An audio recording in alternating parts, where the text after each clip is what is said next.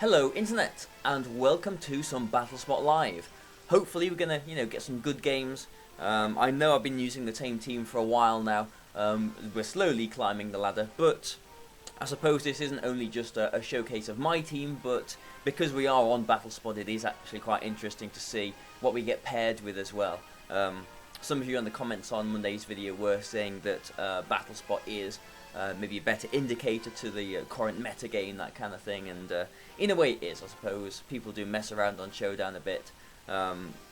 This is where the serious battles happen, I suppose, so hopefully we'll be able to find a game. Fingers crossed. Hopefully there's someone in the world also searching at this moment in time. If there isn't, then we're just going to have to pack up and go home, aren't we? But I don't know, chances are if you're still watching this and there is some video coming up after this, then I do find someone. And we do. We find someone from Japan with a Parasect. Wow, this person, he knows how to make me happy. I do like Parasect. I think, like, the people that are using Focus Sash Among Us, I'm thinking, why don't you just use a Parasect? Like, then you've got a Wide Guard as an option. But, either way. Obviously, not with dry skin if you're using it with Groudon, but... anyway, so we've got actually a team with 5 Pokemon weak to Ice and a Kyogre. So, I don't see why I shouldn't just lead with Kyurem here. Obviously, Parasect can have the Wide Guard. So, I'll bear that in mind. It can just Spore as well. Kyurem can't protect, so I suppose it depends on how he leads here as to how I'll go about my first turn. This is one of the games where I think Kyurem is obviously really important, so protect on it would be handy, because I don't want it to get paralyzed like turn 1 kind of thing. Or put to sleep, with the Parasect as well. But I don't know, interesting. We'll see how it plays out. It's always nice to see Parasect. And not on Showdown as well, so maybe we're going to get to see an actual 3D in-game Parasect. Either way, off we go. Oh, I didn't change the music. Apologies for that. I mean, he must have identified that Kyurem is a big problem for him. Or maybe not. Okay, this is potentially going to be a very quick game then. Unless the Crobat has got a Focus Sash and he protects his Salamence and Tailwinds or something like that. So we're going to go for a Gravity. Going to go for a Blizzard. Straightforward moves. Maybe he will switch his Salamence into his Kyogre. No. Is he going to protect it? This guy had won some games. He was over 1,500. Okay, he's just using Quick Guard. Maybe anticipating a Taunt.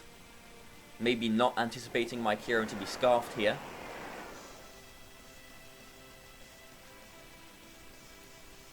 And there we go. Simple as that, really. There should be a double knockout.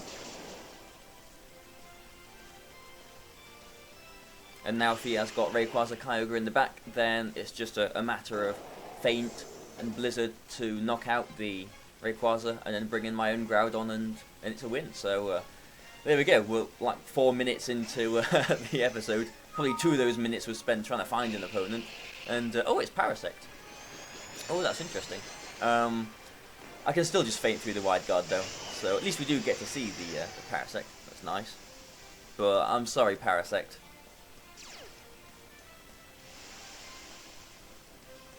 If you read the Pokédex entry for Parasect, it's actually quite a gruesome story, but just in case the Parasect has got the Focus Sash, yeah. I know all about you, Parasect, but I'm sorry. Sorry it has to be this way, Parasect.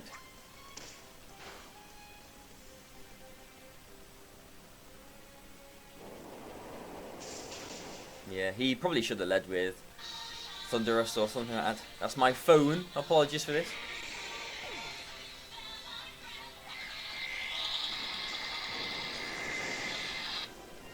Don't recognise that number, so I'll just turn it off. And, okay, so I didn't really see what happened, but I can imagine. He did some sort of water attack and knocked out my thing. And yeah, bringing the Groudon. Simple as that.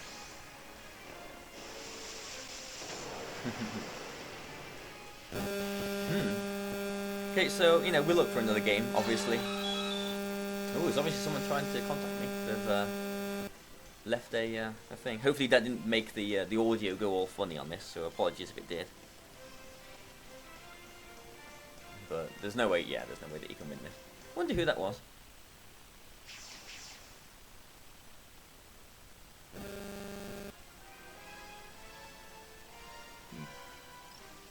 I'll find out afterwards. Okay. So let's jump into another game. And hopefully it'll be one that's, you know, maybe a little bit more challenging. Give us a bit more of a spectacle. Okay, so we're, you know, finally over 1,700. But, I don't know, I think 1,800 is the bar of goodness on BattleSpot. This guy is above us, so he's obviously won some games as well. Wow, someone is really trying to get in contact with me. I'll put my phone to a side for a moment as we do this, as it looks like potential gravity, potential Trick Room gravity. Interesting. Yeah, interesting. I'm thinking I'm going to go with Salamence in this game. I'm going to take my own Groudon, and I'm going to take my own Whimsicott as well, I think.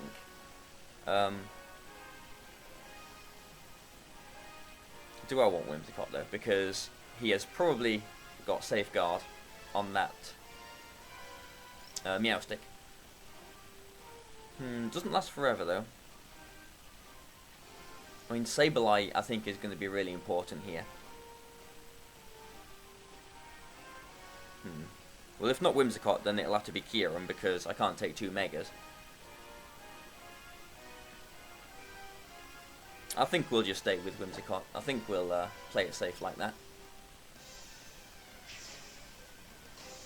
Yeah, you probably noticed that I don't really take, aside from games like the last one where I sort of lead with Kyurem, I don't normally take both of my restricted Pokemon. The Kyurem, if I do take it, it is normally the lead Pokemon. I don't really have it in the back at all. And that is Talonflame and Xerneas, okay. Okay, interesting. So, I don't think we're going to see Trick Room here. If he's got Meowstic in the back, then it could be maybe a little bit of an issue. I'm going to go for Gravity here because I might be losing both of my Pokemon, and I'm just going to go straight for the Double Edge onto this Talonflame, which should knock it out, unless it's got a Focus Sash. I've been seeing a few pesky Focus Sashes recently. But if both of my Pokemon go down here to a Dazzling Gleam, then 1, he hasn't got the Geomancy up, 2, I've got my Gravity up, and 3, I can get a nice safe switch into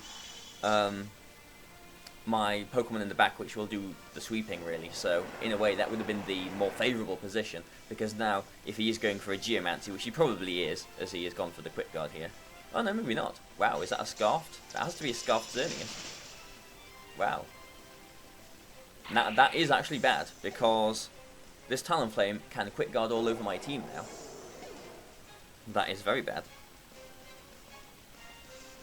Oh dear. Obviously, having Groudon helps. He is locked into Dazzling Gleam, so a Precipice Blade would be pretty nice here.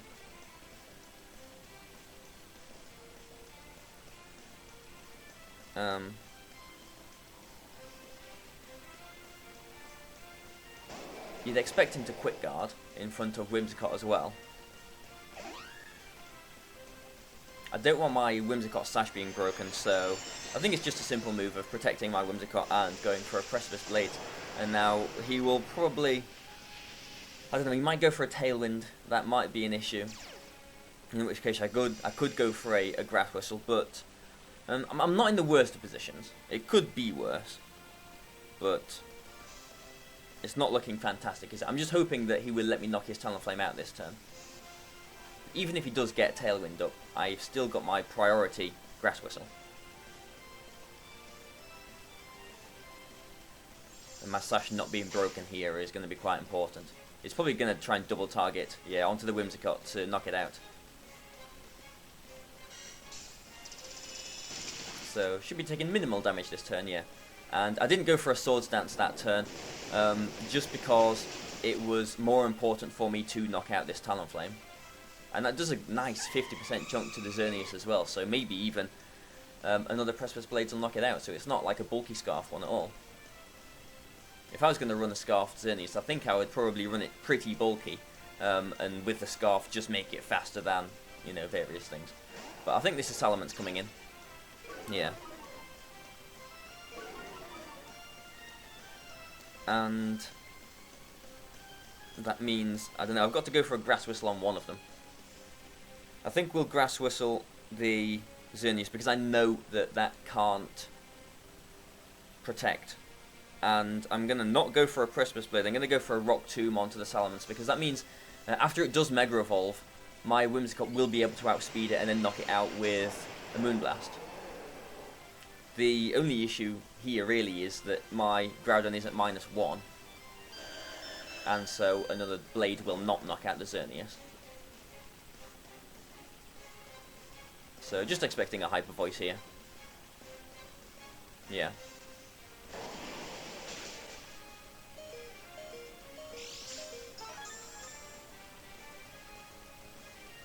Yeah, I might have to rely on sleep a little bit here. Yeah, Moonblast should knock that out. So I'm going to go for it, and I'm going to go for a Swords Dance here.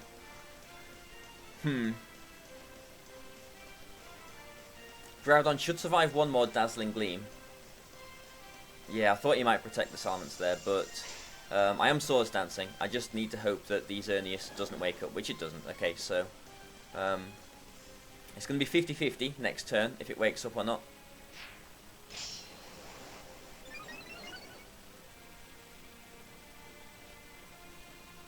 And he is going to withdraw a Salamence this turn. I know he's going to withdraw a Salamence this turn. So I'm going to protect and go for a Precipice Blades. He has to withdraw the Salamence, surely, because I can either Encore it or put it to sleep. I don't know what he's got in the back, but there's a good chance that this Salamence is the only thing that naturally is faster than my Groudon. So if he switches that out, he can switch it back in and just knock my Groudon out with a Hyper Voice. So he doesn't want it being put to sleep here, so he's surely got to switch it out. Which means my Groudon is safe this turn to go for a Precipice Blade, knock out his Xerneas. That's my thought. Yeah, good. And now whatever's coming in, it's going to take a +1 Precipice Blade. Might be his own Groudon, maybe? Yeah, it is.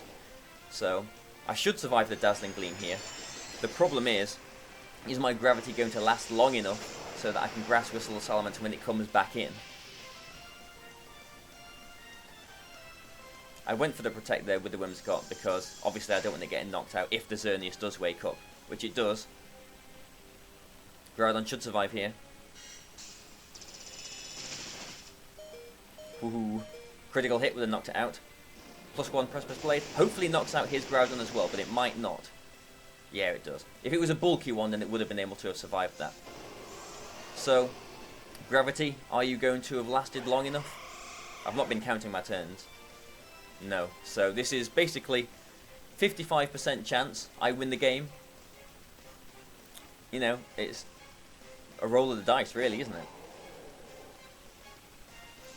55 I win, 45 I lose. The odds are in my favour, ever so slightly. If I'd hit the right move. Grass Whistle. And Rock Tomb. So, keep your fingers crossed. It's come down to this. Yay, we hit it. Obviously I do need my Rock Tomb to hit as well. 95% accurate.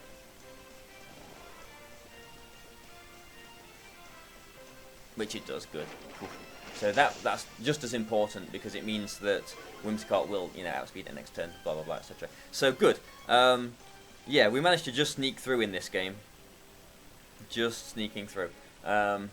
The vital turn was predicting that Salamence to switch out that turn, because if he had left it in, I could have just put it to sleep, and you know that's game over as far as he's concerned. So we called that one right. Gravity did end, unfortunately, a turn sooner than we would have liked. But, you know, that's what I was on about in the last Battle Spot video. It's these little odds, these grass whistles out of gravity that can pull things around like that as well. So thanks a lot for watching this, guys. I hope you have enjoyed it. Again, please like and share and get my channel out there. It's still just a budding little channel at the moment. So obviously everything is appreciated. So thanks a lot, guys, and goodbye for now.